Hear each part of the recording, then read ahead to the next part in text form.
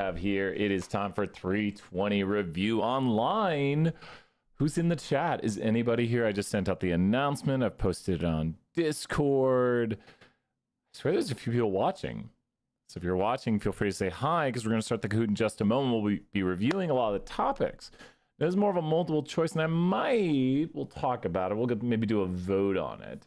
Throw some of the multiple choice on the test. Of course, you can just write down the answers on your cheat sheet. But I do like testing more with, probably the last page. I think we did the page 10 last time, or the last question was basically choosing things. Mackenzie, good to see you there. Let's show Mackenzie tons of points. Mubot points right there. Mackenzie's already a mod? Mackenzie, were you in 201? Trying to think. Anyways, we're going to start up. Mackenzie, you might win the whole Kahoot because you might be the only one here. Who knows? I swear I saw a few people watching, right? 5 people watching. 5 people. How many does Mubot say is watching? How many people does say Mubot say? Puppet Shark, what do you say? Yeah. Mubot says we have stream offline. That was good. That was good right there. Well, with that, let's start Kahoot, and happy holiday. It is a day off, but we're going to go over here and Kahoot. Let's do it. Okay, the Kahoot code is on the screen. I didn't call it a Kahoot, luckily. If you call it a Kahoot, sometimes people go to your video and they start momming your video, they join your video. But join into the Kahoot. I hope we have a few players. Say hey in the chat. Ask questions at any point. We're going to be talking about what this output means, what the model means, how to interpret it. Don't worry if you get things wrong. We'll see.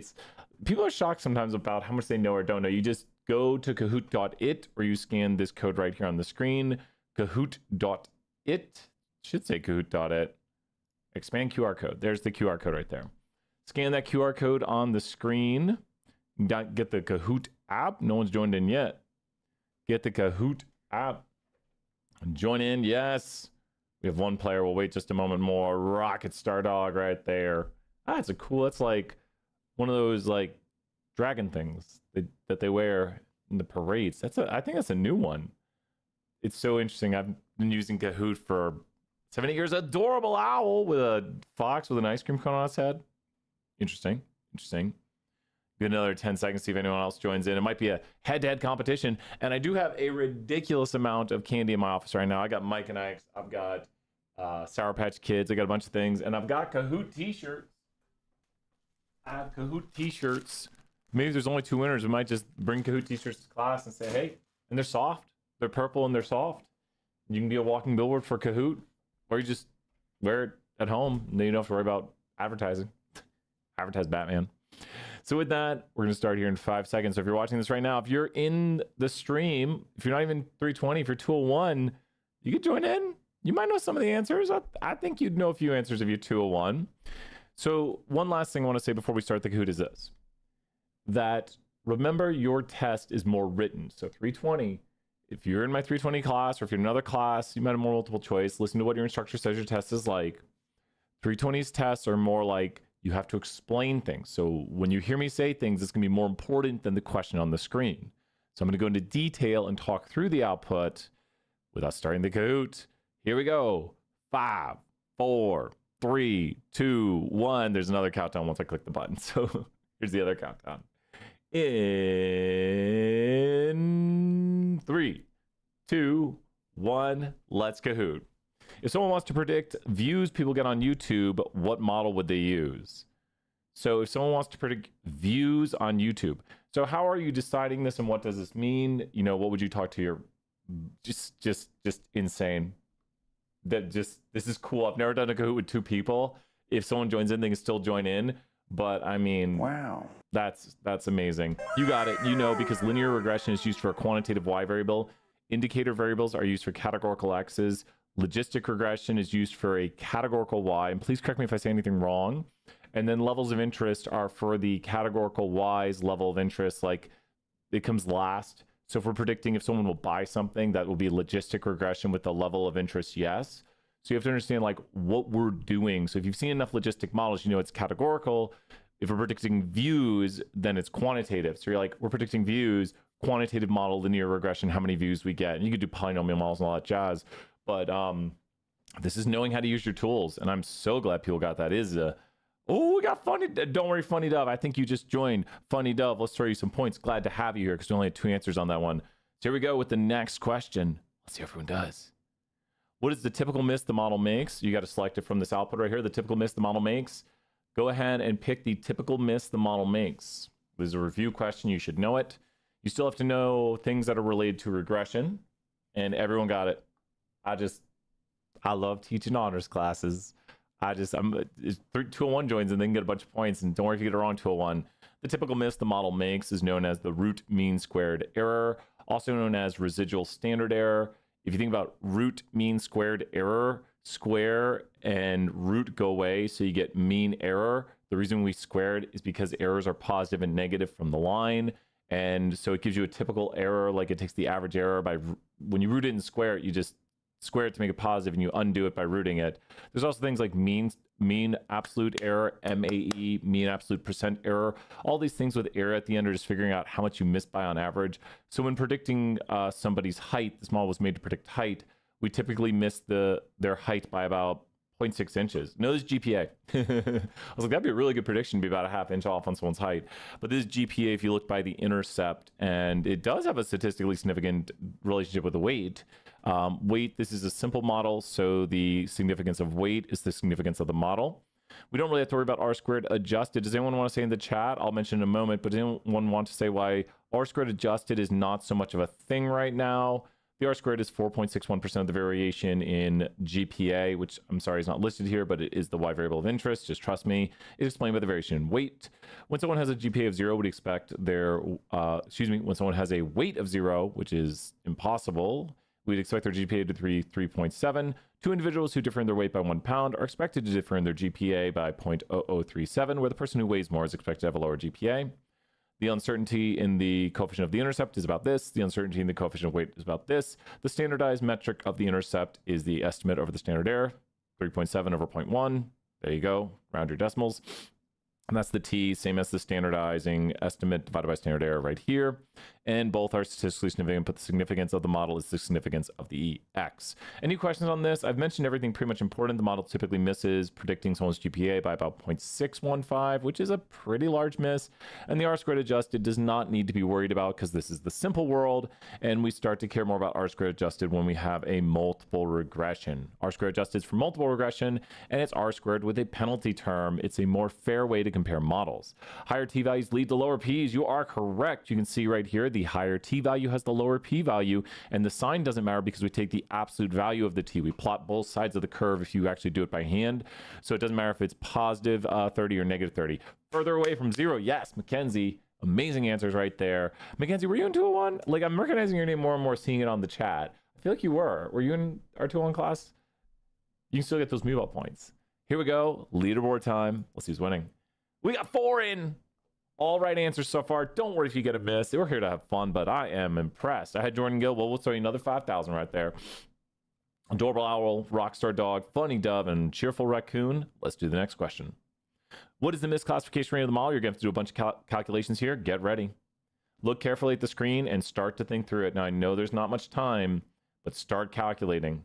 If you know where to go, you know where to go.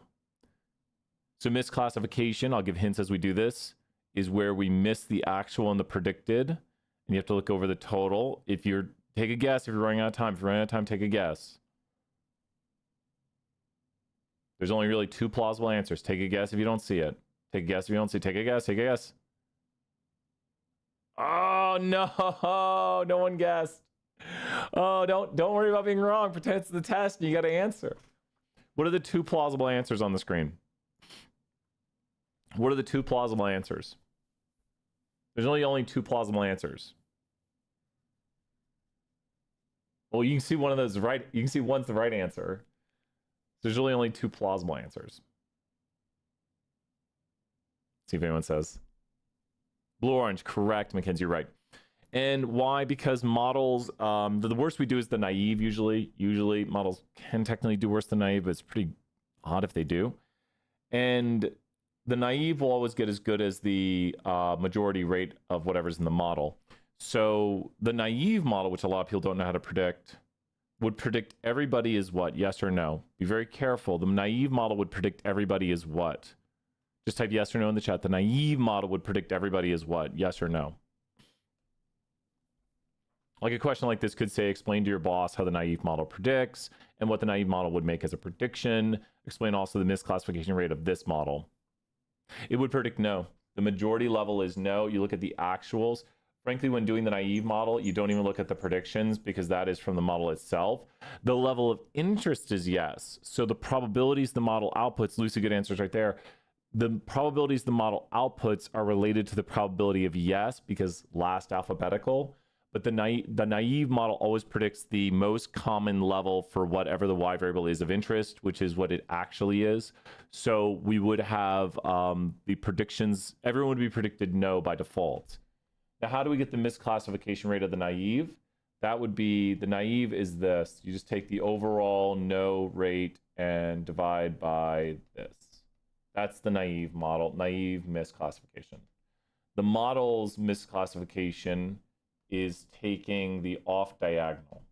The off diagonal is where you miss, adding those up. Does this make sense to everybody here? Because this is the where you miss. It's predicted yes, it's actually no, and you divide by the total. Any questions on this? Like, hopefully understanding it theoretically is a huge help. Questions on this? Those are the two off diagonal numbers. What do I mean by off diagonal? The term on diagonal refers to down the, I can't draw. That's what it refers to. I can't draw.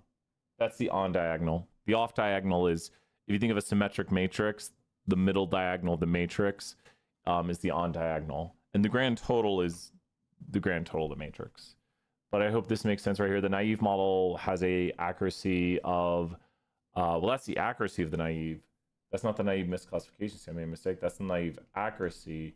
The naive misclassification is simply taking the non-majority group and doing that over here. Feel free to correct me if I'm wrong. I do make errors. That's the top now has the naive accuracy, which is not using the predictions from the model, just the overall rate of yes, no's. Does this make sense to people what I've drawn here? How I'm doing the numbers, finding from the predictions, where do we miss? From the overall yes, no rate, what would the model predict? The naive model predicts the majority level for categorical variables. For quantitative variables, it predicts the mean of y. I don't worry about getting anything wrong. Just answer, answer, answer. And tell me if things make sense or don't make sense, and I'll go into more detail or move on. So that is how to do accuracy. And of course, you can just run code in R, and we coded it too. You can ask ChatGPT to get your accuracy, but you got to know what it is. You got to know what the accuracy means. And if you can solve it, you can get it. Next question, let's do this. What does this output indicate? Ooh, what output we're going to see? What does this output indicate? Okay, what do you think? Should see some key things. Okay. Uh-oh. Oh, no, we did pretty good. Good. Most people got that. Okay. So this is a check regression. Yes, these p-values are not significant, but that's not talking about the reduction in sums of squares or the model's ability to predict. Check regression, you want what with check regression? Can you finish my sentence? When you run a check regression, because the null is the assumptions are met, you want what with check regression? Because in a check regression, the null is that the assumptions are met, like the sigmoidal model, because this is a logistic check regression. The null is that the assumptions are met, like we believe. You want the high p-values, because a low p-value means reject the null. A high p-value means don't reject, continue to believe. And this means what we saw was in line with a sigmoidal model, like the observed model is something we would expect given the sigmoidal fit is accurate. That's a lot more complicated than just saying, looks like our model's all right. If you have a low p-value, you have evidence to reject that your model's a good idea. And you would say, I have evidence that the sigmoidal model is not the proper fit. We should be using something else. What is that something else? I'll test more models and see if they fit to the data. So a check regression doesn't talk about the model being statistically significant. It talks about the appropriateness of using the model. And it's very easy to understand here. I'll do a slide on it real quick. Which of these two models, I'm gonna draw them on the screen for you. Which of these two models would have a low p-value on linearity for check regression? Model A or model B would have a low linearity on check regression p-value?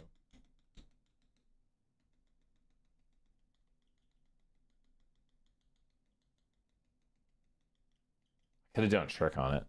Which of these would have a low p-value on linearity check regression? B. Yep, because that's telling us it's a bad fit. And here's the thing, though, is both would probably have statistically significant X variables because there is relationship, but then we have evidence of non-linearity. And we did a sigmoidal model, so to bring it to the sigmoidal world, it would look like the following. If you plot your points right here, that's a sigmoidal model. And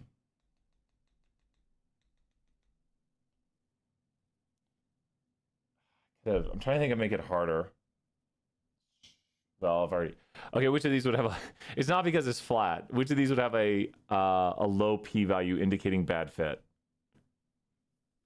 For the next set of graphics, and I'll do one more.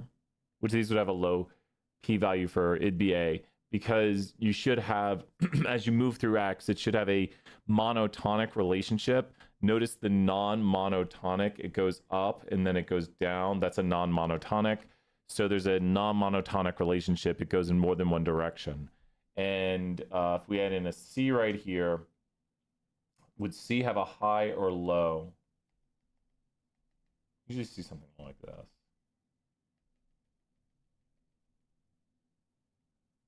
I guess I'll say it. This one could fail. Just depends. It's got that weirdness in the middle. This one could fail. You never get perfect stuff. It's just this is going to have a p-value of 1. It's perfect because you have all the no class down here and you have all the yes class up here. Well, yes and no to do this right here. And you basically have everything is perfectly in order of where it should be from going from a relationship. This does some weirdish pattern. And so you really want this monotonic relationship with the sigmoidal model. So could it show an interaction too? Yeah, man, that's gonna be hard to draw. Mackenzie, good question right there. I'm getting caught up with wires on my desk. Are you saying like, so if it has an interaction, then you gotta draw in another.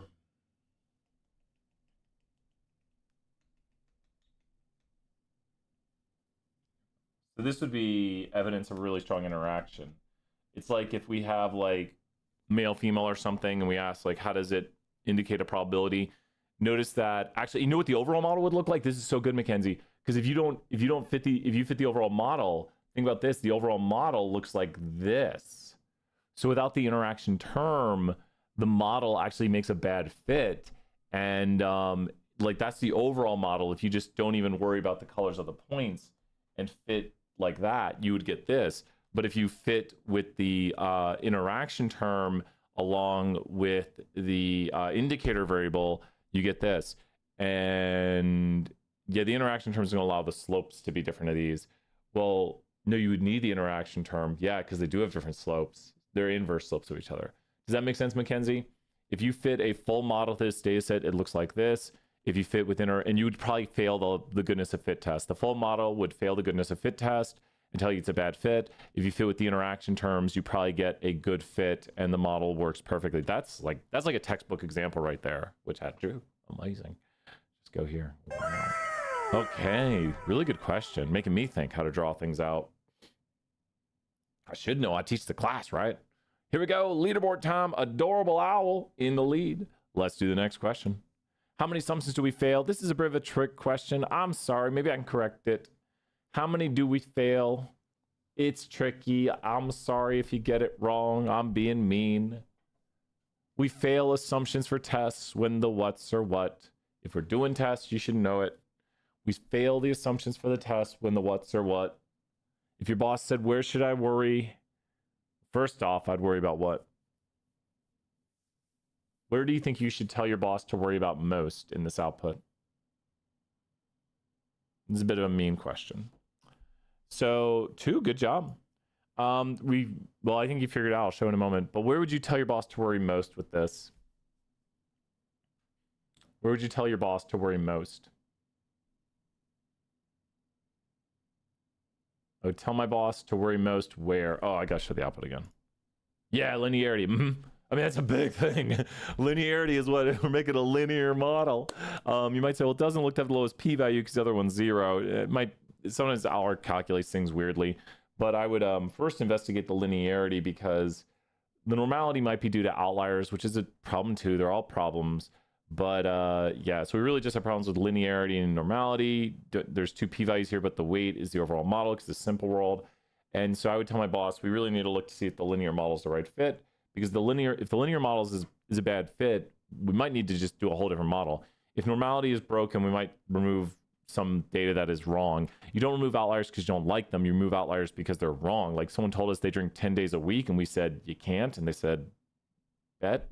We said, you can't break the laws of logic. And so you can't. It's fake data. It's not real. So here we go. Next question. Let's do this. Rockstar dog, adorable owl. Ooh, funny. Nice job, cheerful. Here we go. Next question. You fail the test for the p-values, we can't use the regression model. True or false? If you fail a test, you can't use it. You fail one of these tests, your model's gone. Can't use it. What would you tell your boss to do? That's how I'd phrase this on the test. You have failed a test. What would you? It is 100% false. Yeah, it is as false can be. If you fail any of these things right here, you have to see how badly you failed. It's like the difference between a student failing a class with a 59 or something and a student failing with a 0. Which one of those could we possibly get to pass the class? Probably the 59, obviously. It's like, okay, well, wait a minute. You didn't turn in this assignment here. And okay, wait, you have it. And okay, wait, you, I don't know, like, there's all different things. Like, it's, you know, like maybe there's some error or something that we can look at to fix it. And with that, you would, with the model that's like extremely bad, be like, this model's got to go in the trash. So you can trash a model, but you should always give it a second chance. You should look at it and be like, how bad is this? And maybe it's got a good R squared. Maybe that student who failed the class won some national award for their skills in mathematics, and they're taking algebra, and they won an algebra national competition. And then because they didn't turn in 4 assignments to you, they're going to fail. And you'd be like, let's not put a grade. Let's just put passing, no grade. Like, we're not going to assign you a grade, but passing, no grade. Because what are we here to do? We're here to rank the knowledge, and then we make sure we're equitable to everybody. I've never done that, but I'm just like, think about it as an educator. Like, you look at these things based on how they actually are, and you have to look at the plots of how bad they are. Let's continue on. Adorable owl still in the lead. Rockstar dog. Cheerful raccoon. Funny dove. Good to have you here. Let's do it. Which assumption can be checked using a QQ plot? So which of these are a QQ plot? The first, the second, the third? Which of these is a QQ plot?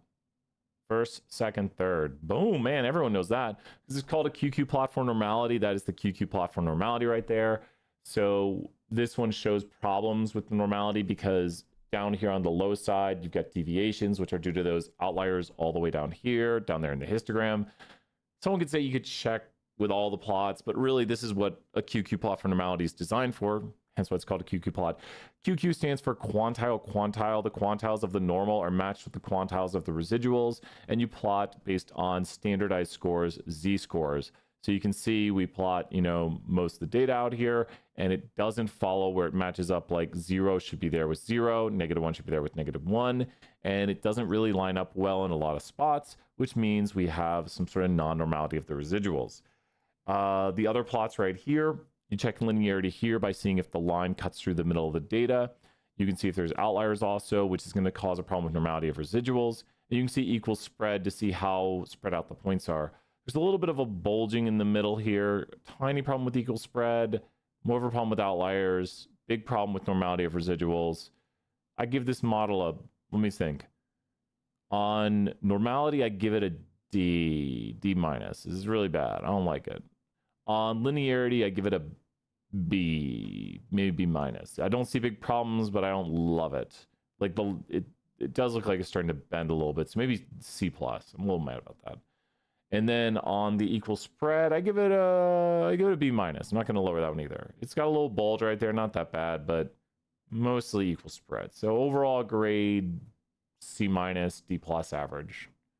I don't love that model. I might use it if it has a good R squared, but it's on probation with me. It's on probation. That's how you have to look at them. You gotta say, how bad are these problems? And I do want to say this, you have to look at them because when you have more data, the tests are designed to basically fail because of power of the test to detect if there's a problem. And the problems can be really tiny because if you get a lot of statistical power, you can find problems that are so small, you're like, I don't care about that. So more data means more likely to fail the test due to statistical power, the ability to reject the false null. Which level has the strongest relationship? Should be quick and easy. So we are trying to predict somebody's height. Which of these has the strongest relationship? Which of these has the strongest relationship? What do you look for strongest relationship? Strength of a relationship can be gauged by the what of a line. Some hints right there. It'd be the slope of a line, the slope of a line. So if you see right here, the yes line has the steepest slope. So when you ask people, are you satisfied with your weight? Interestingly enough, people who weigh for each additional pound, two individuals differ by their weight by 1 pound, but are both satisfied with their weight. Because satisfied with their weight, yes, for the green line, you see here that there is bigger differences in their height. Now, I do think there's a lurking variable with this. The lurking variable, I think, is gender.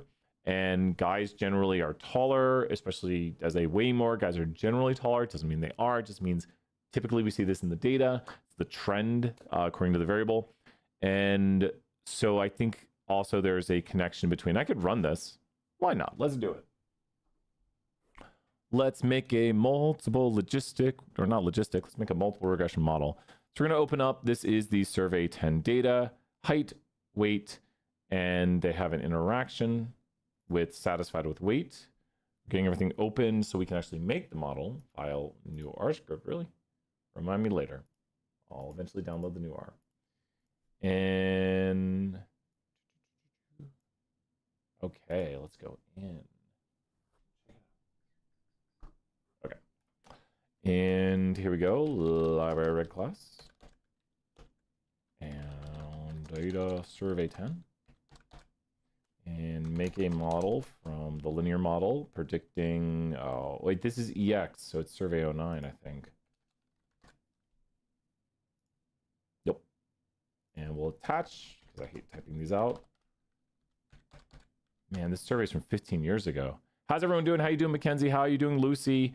How's your break going as I make this model right here for you to tell me? We're predicting weight, height, weight. Oh, it might be survey 11. 03, 04. So it's, I think it's survey 11. I'm not seeing those variables here. Good. Good to hear that. I think it's survey 11.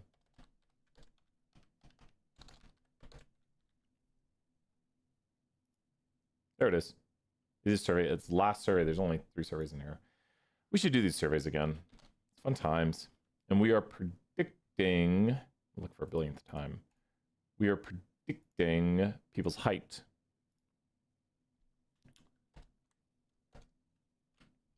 Oh. I should never. EX04. Oh my gosh. Let me to remove, unattach, detach, detach, survey 09.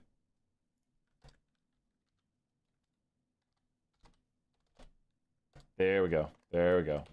5th tries a charm. And satisfy with weight. And here's where it gets crazy. This is not a 2-way interaction. This is a 3-way interaction. And we can't visualize it now, but we can look at the coefficients. Whoo-wee. Haven't done much, but still good. That's a good break. Okay. The most significant part of this is gender. And, oh, wait. Weight is the most significant. You just look at the, we talked about looking at the T's earlier. Mackenzie mentioned that. Weight and gender are the most significant, and then barely significant is the weight-gender interaction. And then we can do an ANOVA, or excuse me, a drop 1 test, good mention of the drop 1 test, with test equals F to see what is significant here, or if the interaction is significant, and the 3-way interaction is not significant. Because it only drops the highest level thing out, but the 3-way interaction was not significant. And we probably suffer from multicollinearity due to, pretty big multicollinearity. This is generalized variation inflation factor, still kind of the same thing, but slightly high, especially when we get to the interaction terms, especially the three-way interaction, because as we mentioned in class, that's variables built from variables. So you're going to see multiclinearity because it's the relationship x's share with each other when you build x's from your x's, which is what an interaction is. So yeah, and so as I thought, gender's the real driving component of this. Gender looks to be more at play at determining height, as we would think, than are you satisfied with your weight. Kind of obvious, but you got to check the data. Yeah, so drop one, good question, Mackenzie, right there, and ask those questions. Throw Mackenzie some points. So what drop one does is it drops one of the variables out from the model, and it can't break model hierarchy. So the interaction, the three-way interaction is built from every variable. So model hierarchy says if you have the three-way interaction, you have to also include gender, weight, and satisfied with weight. And you also have to include the two-way interactions, which you see all of them right here. So that's why we only get this right here. Now, if we only do a two-way interaction when making our model, or watch this, let's not do, and this might make more sense, let's not do any interactions. Let's make the model and do a drop one. Now it's going to look very different, and this is more what I would expect you to know. Here you go. Here's a usual common drop one. So this is the drop one without interactions. Notice satisfied with weight has a p-value that is significant. So what that does is that takes the full variable satisfied with weight and drops it from the model. So satisfied with weight gets dropped from the model, and it has with it two indicators, which means it had three levels. The two indicators get dropped. We'll bring back up the ANOVA on the screen here too, because drop one doesn't ANOVA. But you see this right here, the 2, and that stands for the 2 right here. Notice that these p-values sometimes kind of, they don't average together, but they kind of do. It's not how we do it, but they kind of do that a little bit when you look at what happens. And the p-value right here is the overall p-value of the significance of both of these. Does that make sense? Like, what is the overall impact of everything this variable brings? So drop one means drop one of these x's from the model, because that's one of the x's, that's one of the x's, this whole thing right here, and that's one of the x's. Does that make sense, Mackenzie? Each one of these is one of the x's. So it drops one, so it automatically knows which one to drop with height. So it algorithmically goes through, it drops one, looks at its p-value, stores that result. Then it drops this variable from the model, looks at its p-value, stores the result. Drops this from the model, looks at its result. And it doesn't just drop like one of these, it drops both indicators out of the model. So what it does is it goes here and it makes a model with everything. Then it makes a simple model without satisfied with weight.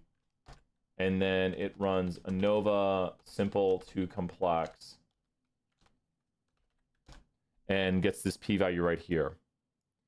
So it does the partial F test for you, where it makes a model that might, tell me if that output helps, that might help understand it better, because this p-value right here, it just does it algorithmically, where it does it for each one. It makes a model without this variable, compares it, grabs that p-value, does it again, makes a model without this variable, gets the p-value, comparing it to the full model, stores that result. So it's doing what we did right there 3 times by doing it for each variable and storing the result, and basically running this ANOVA right here and getting this p-value right here. You can also see the F statistic and all that stuff, but we don't really care about the p-value.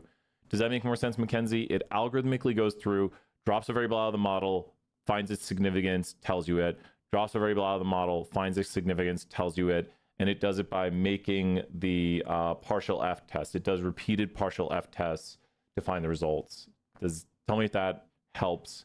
But the drop one is a repeated partial F test to find out the significance of the overall impact of one, hence drop one, of the variables added to the model. And satisfied with weight brings with it 2 indicators. So if it comes back 0.05, above 0.5, you know, if it comes back above 0.05, it does not bring new information to the model. You could remove it. You can. You can always remove anything. I would say we have good reason to remove it. Good answers from Mackenzie right there. If it comes back above 0.05, then it doesn't bring with it new information unlikely by random chance with the other variables included. And so you have good reason to remove it, probably. Your choice. Does it drop all levels of the variable or just the indicators? It would drop all, it drops everything, including the reference, because the reference is kind of there in the background. Good questions, Lucy. So the drop one drops everything out of the model. It would drop all the indicators, and the reference is kind of there in the background. So everything gets dropped of that variable. And then we figure out the overall impact. So this right here is how the drop one, this right here, this output is how the drop one is configuring this output. Now, the reason I don't have to do these is because if you think about those, they only have one coefficient. So if I go right here, bring satisfy with weight back into this model, remove gender, and we run these models, if you look at the p-value from this, and if you see this right here, this 134, that's this. And if something only brings with it one coefficient, you can actually just look at its, you can look at its significant by itself. Does that make sense? If something only brings with it one coefficient, then its impact is its coefficient and its significance.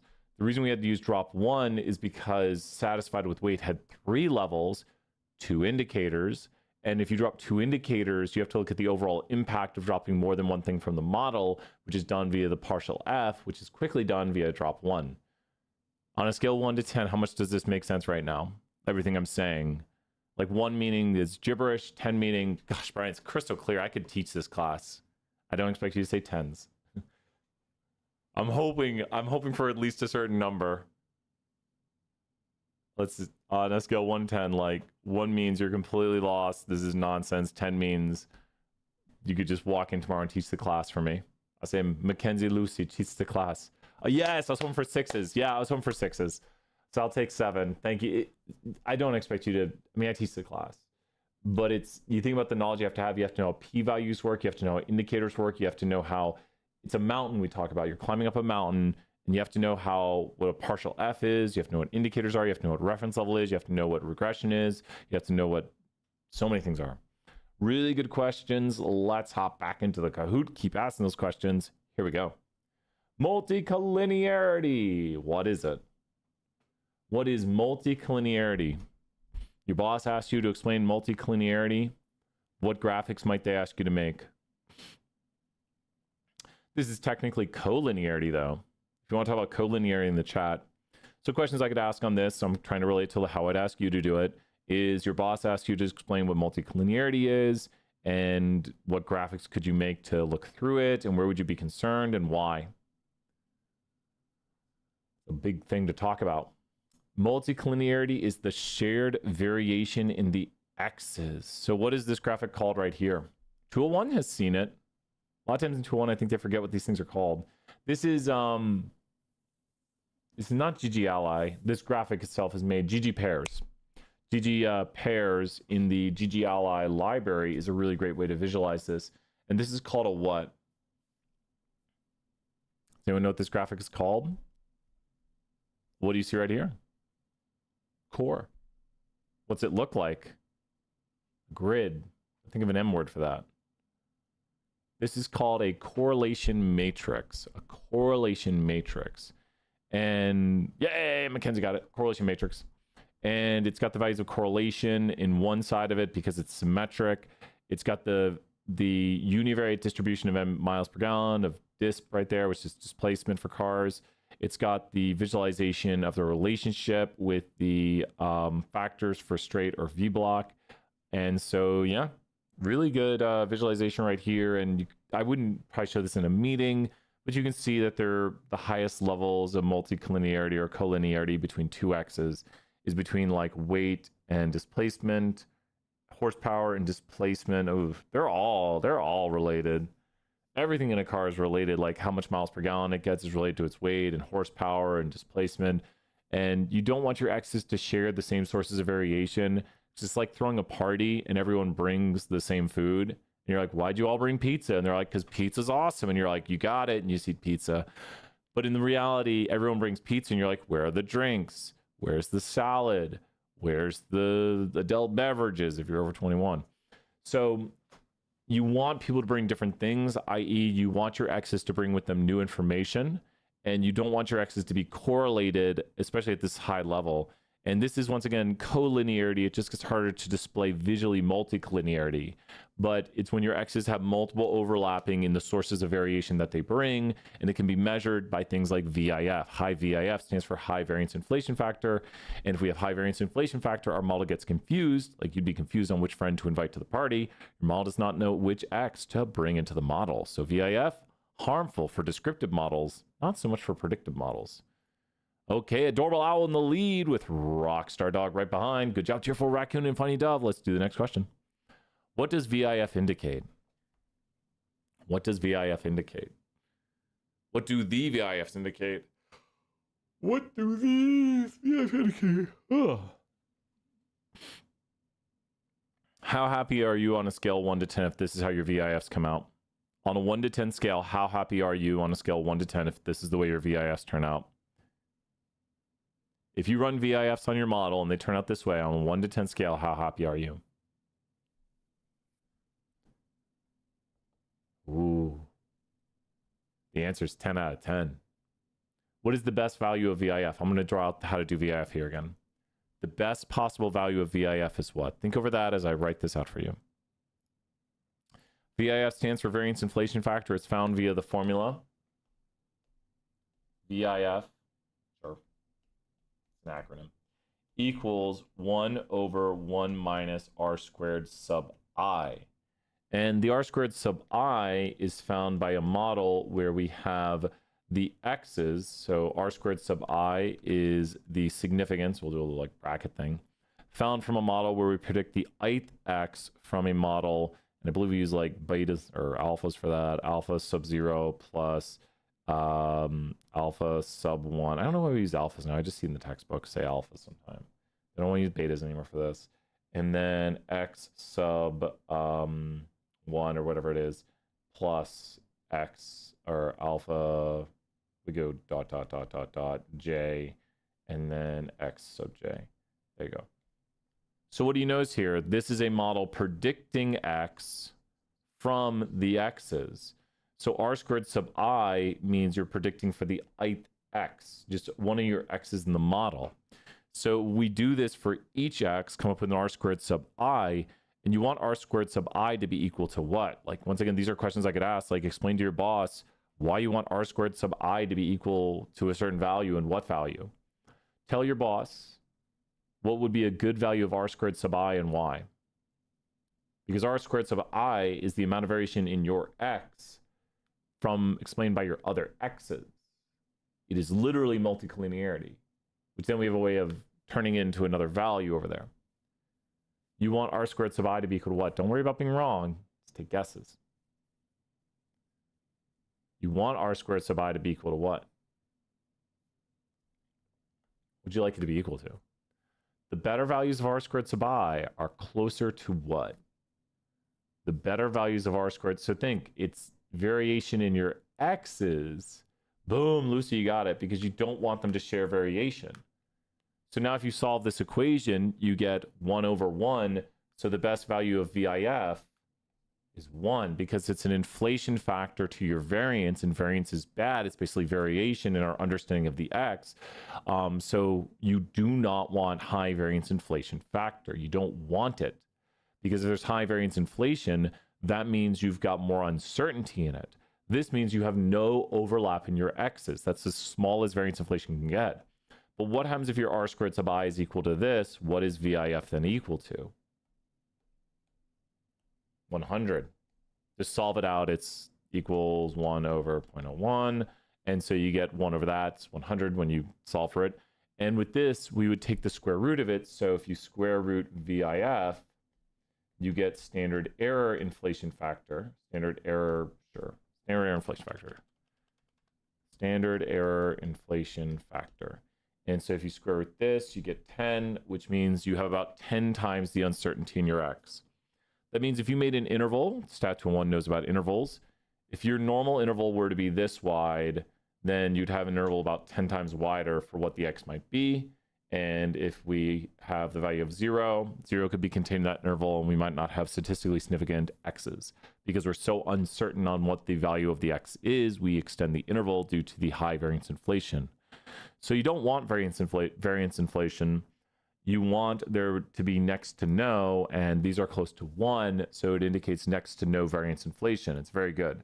So the answer is people selected where the coefficients are over 1. Those aren't coefficients. These are just variance inflation. Variance inflations are not coefficients. They are estimates of the degree to which multicollinearity is impacting our model. The multicollinearity is over 100%. Multicollinearity is measured by variance inflation, which is a factor increase to our standard errors when divided or when square rooted. It reaches infinity. Good question, Mackenzie. Variance inflation reaches infinity. If you think as we approach perfect multicollinearity, which it would be, then you actually get NA for values. But if you notice right here, if we just start putting a bunch of 9s on here, it's just going to keep making this bigger. Every time you put a 9, another 0 gets added to that. And it approaches infinity as the variables are perfectly dependent. They have perfect overlap. And if they have perfect overlap, the model will actually do NA for one of the variables because it has no new information. It's like if you put height in a model twice, which I can do.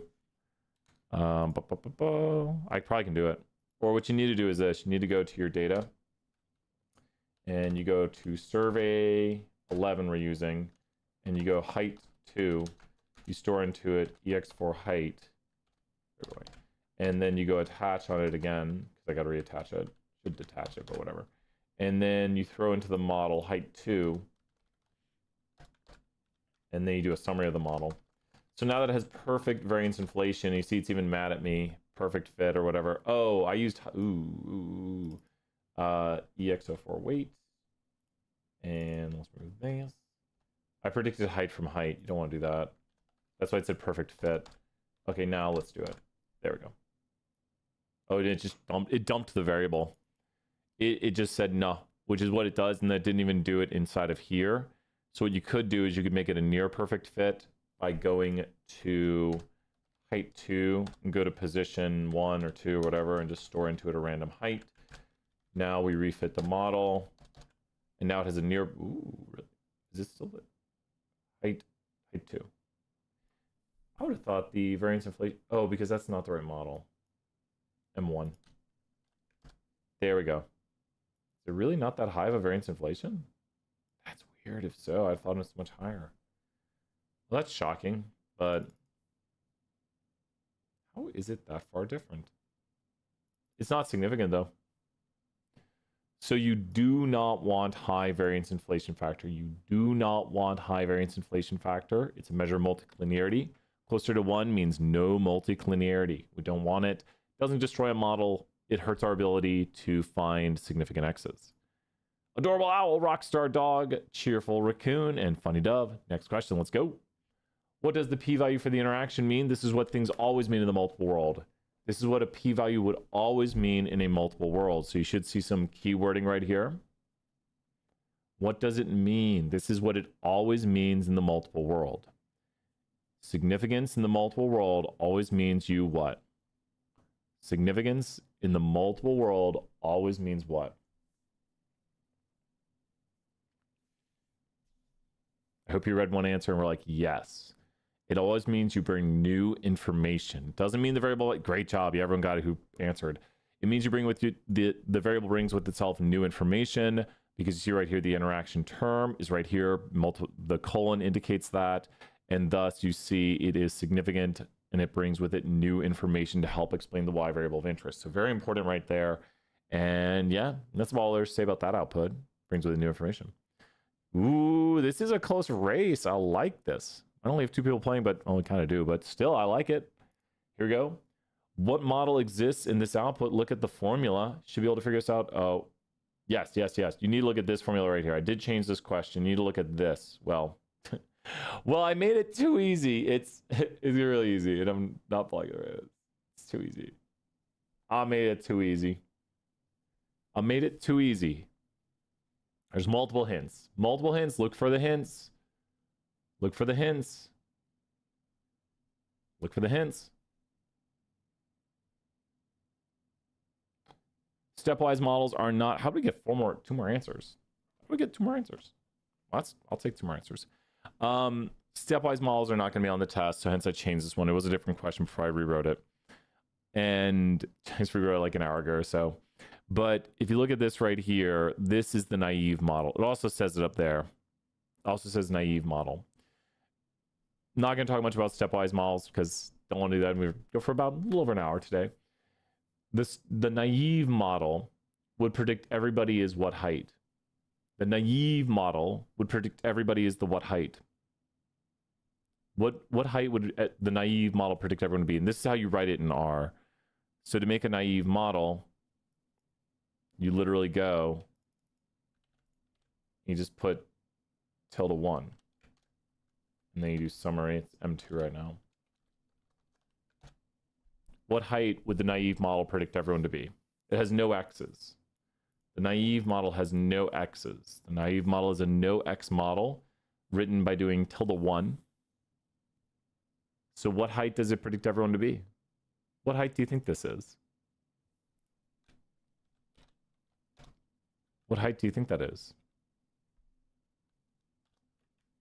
But what height is that? Like, why did it pick that height? Why did it pick that height? You're on the right track, Mackenzie. Why did it pick that height? Why did it pick 57.7?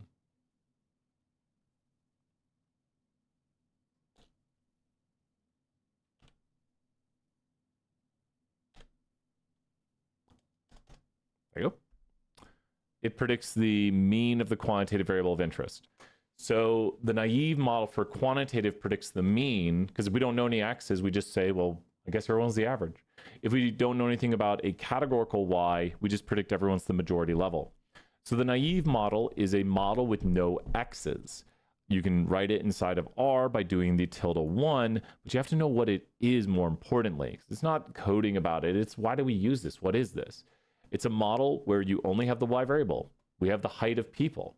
Well, I'd predict the average height of people if I just had to predict from y. So the naive model is a model that uses y to predict y, so the knowledge of y would be, what's the mean of y? If it's quantitative. If it's categorical, the knowledge of y is, what's the majority level? If you're walking around UT, do you think someone's a student if you see them? Yeah. Most people around UT are students. Does it mean everyone's a student? No. It means the majority of class, majority class is a student. Class being the levels of a categorical variable. The majority level, we could say. So the naive model was created right here. Does it ever predict for the median? I wonder. Let me ask ChatGPT. Is there a way to do the naive model in regression that predicts using the median? Explain this in great detail at the PhD level. You could always just predict using the median. So, is both simple and robust. Using the median, I'll show over here. They're showing the naive approach. It's going in so much detail. And they're doing MAE. Of course they're doing MAE. So, looks accurate.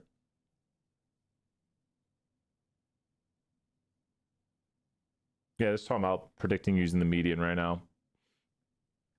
Lowest function is how much you miss by. So mean absolute error, it's figuring out the typical miss the model makes on mean absolute error. And so it's saying, yeah, it's saying why use the naive model. This is a really good question, Mackenzie, because it's saying why use the median right now, because especially with outliers, they call it robust a lot of times. Robust means not impacted so much by outliers. The median is robust to outliers. Unlike the mean, a single extreme value, this is just like a height, a random person's height, y sub I, can heavily skew the mean, but the median remains unaffected as long as the order of the data is unchanged. Exactly. Like if you have someone here, the median won't change if they go over there, if they're above the median. So yeah, this makes the median ideal for data sets with heavy tailed or skewed, like if they're like bumped, if they're bimodal and strong tails. It is still talking to me. I said explain at the PhD level, so it's like, oh, you want a textbook on this. So yeah, it's really cool, but no, it's kind of what I would have said too. I got to rely on my own knowledge, right? Let's do the next question. Here we go. Which way do we interpret height? Uh-oh. Look for a key thing right here. Be very careful. I would love a question like this on the test that says, explain the coefficient of height to your boss. Explain the coefficient of height to your boss.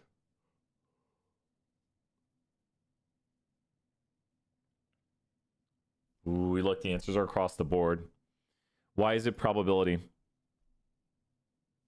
I'll explain it. I'll give a full interpretation here in a moment. But if someone said, what is this coefficient? Well, first off, what is the coefficient of height? GLM, yep. GLM stands for generalized linear model, and we're doing the binomial. That's how we've used it in our class. You can do the linear model with it with Gaussian, but we've always used it for the binomial. So the binomial meaning logistic regression. So especially for our class, you're kind of clued into GLM. We've always done logistic with. You can use it for other things, but we've always done with logistic. And so what you would see right here is a model where we have M save into, all my models are called M. And let's go here, gender explained by height. And we need to do family equals binomial for a 2-level categorical X. And we make a summary of the model. And more importantly, we will visualize it because it gets very apparent what you're talking about when you get the visualization. So let's visualize model over here. Visualize model. Okay. Very clearly, the coefficient of height indicates, and this is the same model, I believe, the coefficient of height indicates that two people who differ in their height by 1 inch, the person who is taller is more likely to be male. Now be careful, there are really bad things to say, because if you have two people where one is 60 inches tall and one is 61 inches tall, is the person who's 61 inches tall male? I've had people say, two people who differ by 1 inch, the person who's 1 inch taller is male. No, they are more likely to be male. The probability has increased, not like we raised their probability, and not like they suddenly become more likely to be male. It's just if we were to say, hey, I know someone who's 60 inches tall and 61 inches tall, we'd say, a person who's 61 inches tall is more likely to be male. And they say, oh, they grew 2 inches. Well, then that doesn't make them more likely to be male. It's just if you were to compare them to someone else at their current height, we would be more likely to believe they are male based on probabilities right here, with probability of male being higher for people who have who are taller.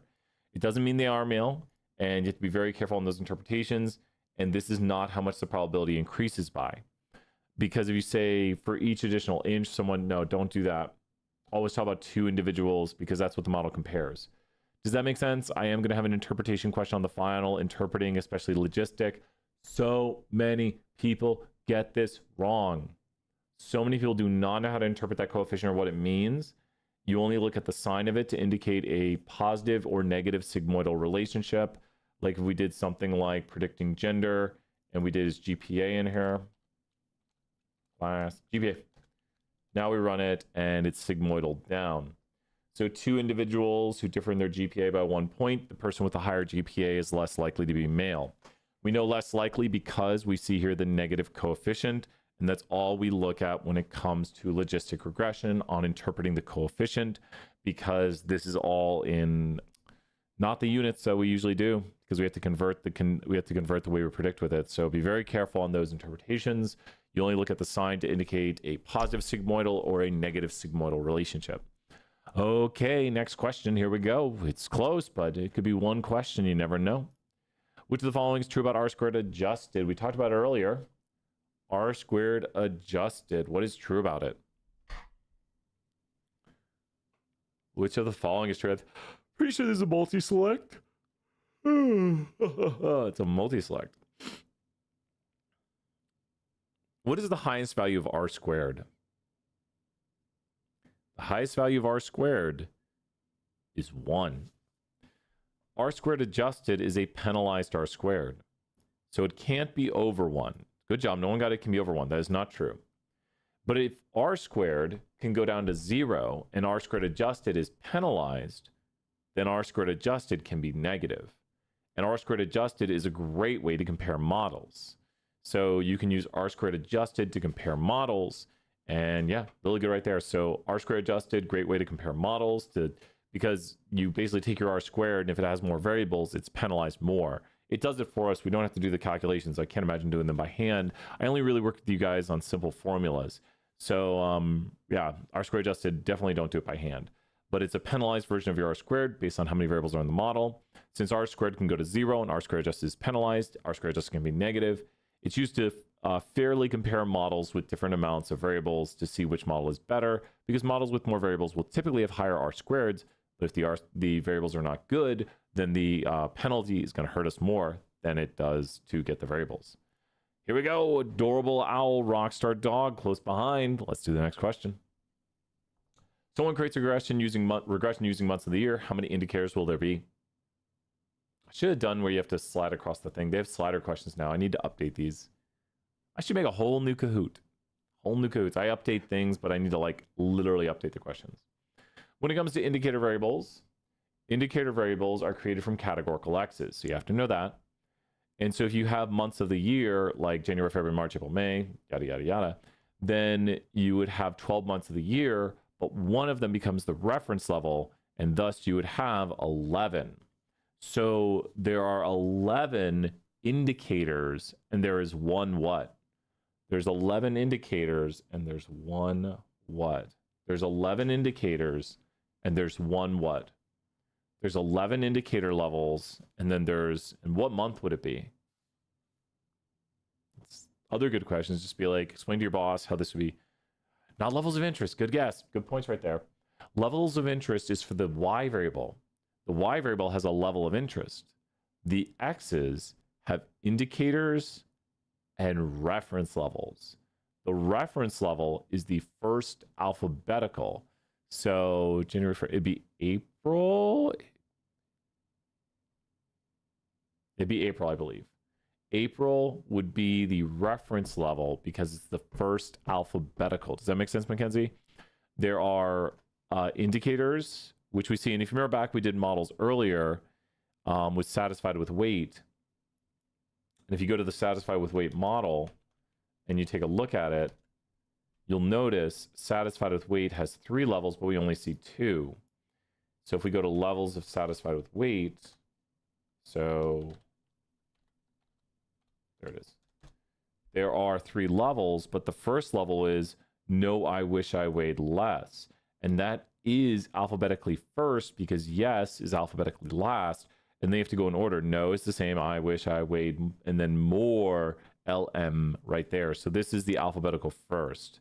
You could recode this to make it less, more, yes. But it might be easier to see then. But does that make sense, Mackenzie? That this is the one you don't see up here in the output because these two are the indicators, and there they are in the model. And then the reference level is the one you don't see that we make comparisons to with these levels. Like this would, we're predicting someone's weight or so. And so this person would be predicted to weigh 10 pounds less. I believe it's weight. We're predicting height. We're predicting weight. Let me know if it doesn't make sense. Good questions, good answers. Next question. Ooh, adorable owl, rockstar dog. Here we go with the next question. Let's do this. Which order should we use for the polynomial model? This is hard, but there's a trick, especially with our last few days of class. This one is super tough, but there are a few tricks to it. Remember, answer, see if you get it. There is one answer I would never pick here. And then there are 5 answers which are debatable. But with this right here, I would say most statisticians would be between 2 answers. Does anyone know this? The 2 answers pretty much all statisticians would be between. Okay. Oh, don't worry if you did. One of the 2 answers, well, I guess there could be a third statistician who would say this. They could. Because that's the linear model.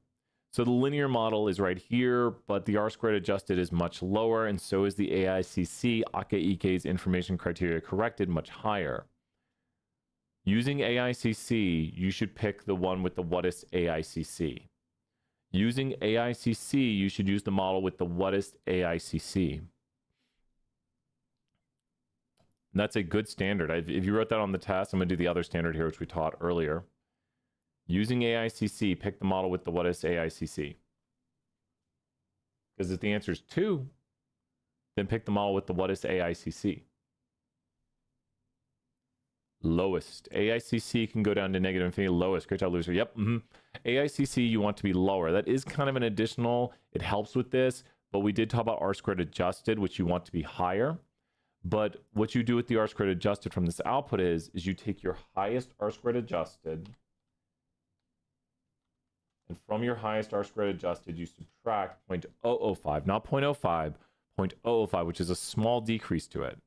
And then you ask yourself, oh my gosh, I have a wrong answer if this, okay. Technically, this would say to use model 4. Brian didn't check his output. Because you go for the first one that is over it. I would not put this on the test now because there's so many, or I'd just look at what you said. You can debate most of these answers here, especially since they're written. Going by AICC standard, we pick model 2. Going by the minus the 0.005 standard on R squared adjusted, where you take a little bit off and then choose the one that's higher than that. It's basically saying we want them, we're gonna not pick the highest R squared adjusted to allow the model to be a little simpler. Because what is the easiest model for people to understand? The line. So imagine I have like a really, really bendy model. So which of these models looks easier right here? Let me make a few models. Really good question, Mackenzie.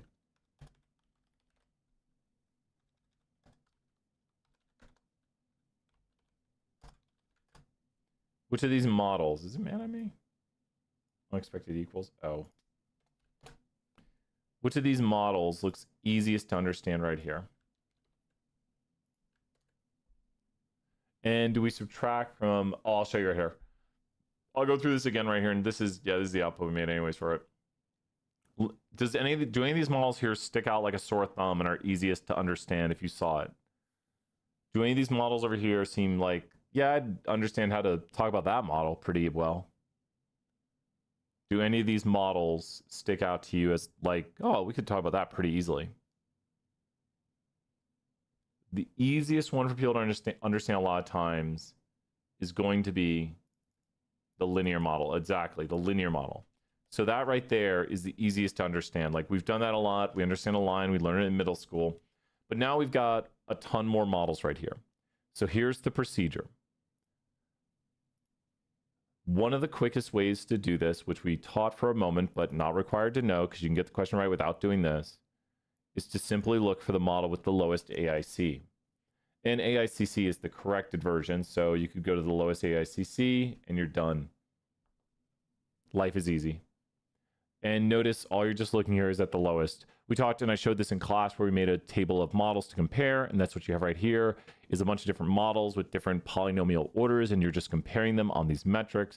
This is metric 1 to compare on, this is metric 2, and AICC, lowest is better. So very easy to do right there. Now, if you're going to compare on metric 1, there's 2 ways to do it and 2 ways to argue it. You could simply go for the highest R squared adjusted, because it is already R squared penalized. But why in the world would we then pick one that is lower? Well, it's because, let's put 2 regions right here. Let me ask you, we've got a yellow one, and we've got a UT orange one. Can you tell me why you would not pick the UT orange one? If anyone said the UT orange one, I'd be like, nah, no, I don't think there's good statistical reason to do that. I don't think any statistician could really argue good statistical reasoning to pick the UT orange one.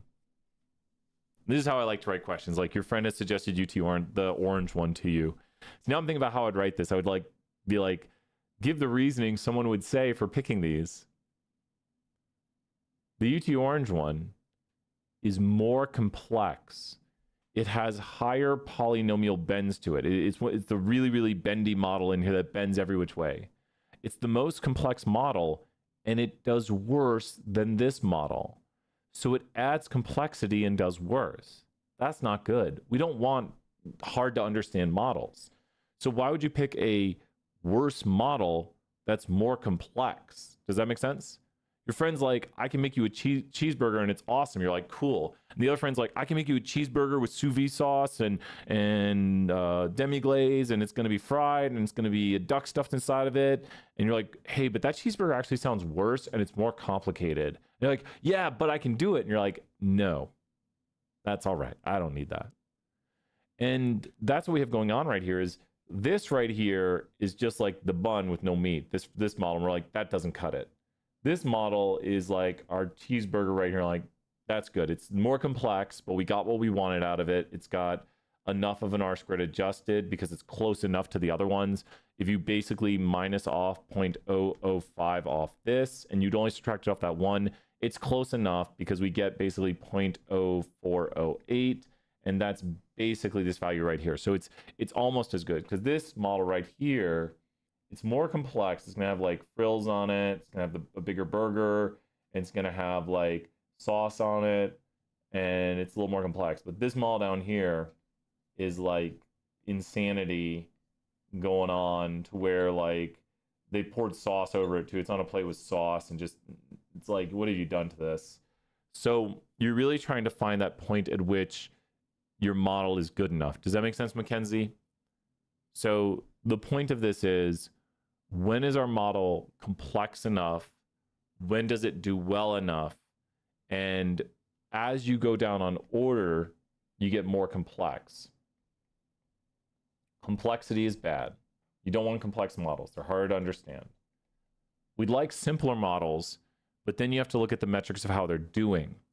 You want your model to do well, so the R-squared adjusted could simply be looked at for the best R-squared adjusted, and that's an okay way of doing it. If everything else is too hard to understand, then just remember, best R-squared adjusted is good.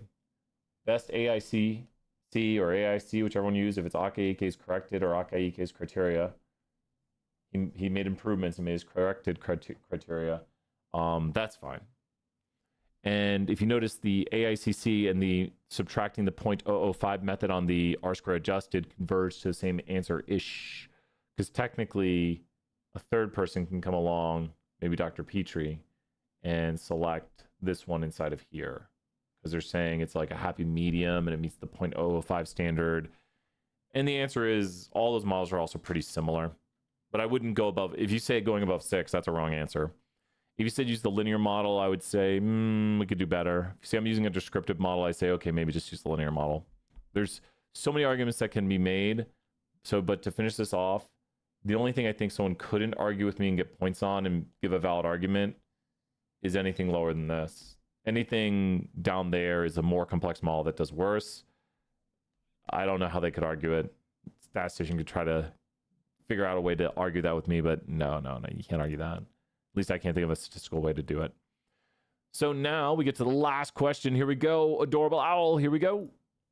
Which value tells us the model is statistically significant? You should know pretty quickly. The what? Pretty easy. Nice and easy end. Mackenzie, Lucy, did you have fun? I'll probably bring a t-shirt. Oh, look at that. A bunch of people got the people. I like it. It's a nice end to the Kahoot. Any questions from me right now as I'll go back to the main screen. We did a lot right here. Good work. Oh, we didn't show the leaderboard. It's not animated on this computer anymore. I don't know why. I hate that. I used to do it. Cheerful Raccoon, great job. Rockstar Dog, great job. An Adorable Owl, we need to bring some prizes to class. I got those prizes. I got Kahoot t-shirts, but really proud of everyone here, especially really good work. Tough Kahoot. Lots of good questions. We'll go back here and see if you have questions. So we covered a lot. We covered all the topics pretty much. You think about it, there's multiple regression, there's interactions, there's simple regression, there's logistic regression. If you were to ask me what do people usually not understand for the test, they don't understand the difference between logistic and linear. I've seen that multiple semesters where I'm like, okay, how would you do this? And what does this output mean? And then they just start talking about like it's a linear model, or start interpreting it like it's a linear model. You have to like look at it and think, what am I doing and why? And that's like the biggest thing I try to teach people is like how to think through these things. It's like, and you don't know how to think through it unless you handle a bunch of problems. And I will say this, the Kaggle is going really well. It's gonna be very interesting. I've been running some models too, We got some stiff competition in there, and I might adjust around the points you needed, but I want to see where people get to. Before I make any adjustments, I want to see where people get. Any questions from me? I'm going to go home here soon and have a good Thanksgiving. Eat some turkey. PetSmart is emailing me. News. Oh my God. Wow. No one. Thank you, Mackenzie. With that, we have a quick meeting. Head off. You're welcome, Lucy. Thank you, Mackenzie. Till then, we'll do a fun outro. You guys can see the bunnies. Do Saved by the Bun outro. Saved by the Bun outro. Here we go.